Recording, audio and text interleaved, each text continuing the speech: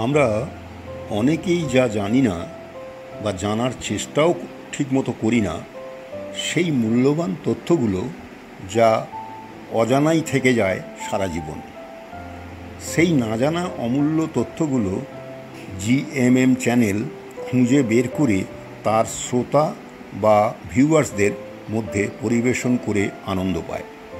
তাই মানুষের কাছে জিএমএম চ্যানেলের এত গ্রহণযোগ্যতা।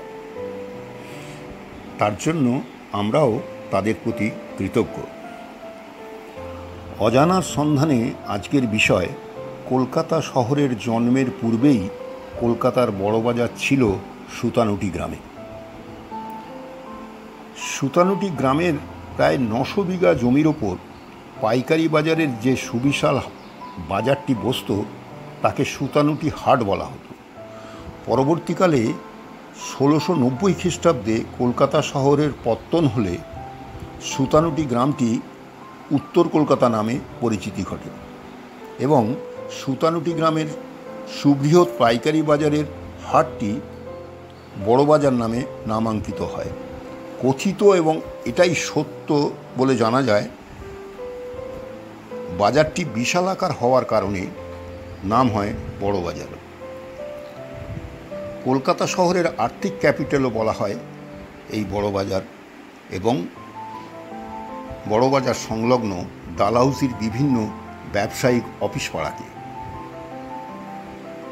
অনেকেরই হয়তো জানা নেই, শুধু পশ্চিমবঙ্গ নয়, সারা দেশের, বিশেষ করে পূর্ব ও উত্তর পূর্ব ভারতের সমস্ত রকমের ব্যবসার যাবতীয় সামগ্রী যায় কলকাতার এই বড়বাজার থেকে।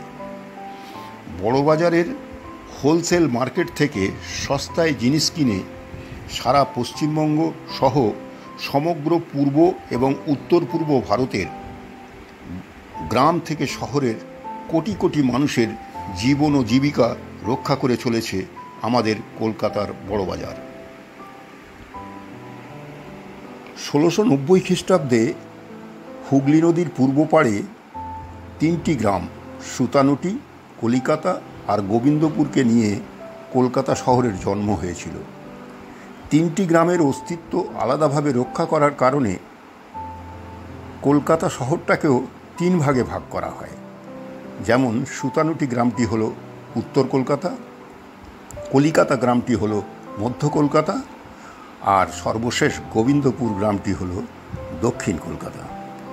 ইতিহাসবিদদের মতে জব চার্নক কলকাতা শহরের প্রতিষ্ঠাতা হলেও তার সত্যতা নিয়ে প্রশ্ন থাকায় 2003 সালে মহামান্য কলকাতা হাইকোর্টের রায়ে তার মান্যতা দেয়া হয়নি। প্রকৃতপক্ষে জব চার্নক ছিলেন ব্রিটিশ পরিচালিত ইস্ট ইন্ডিয়া কোম্পানির একজন প্রশাসক মাত্র। নমস্কার।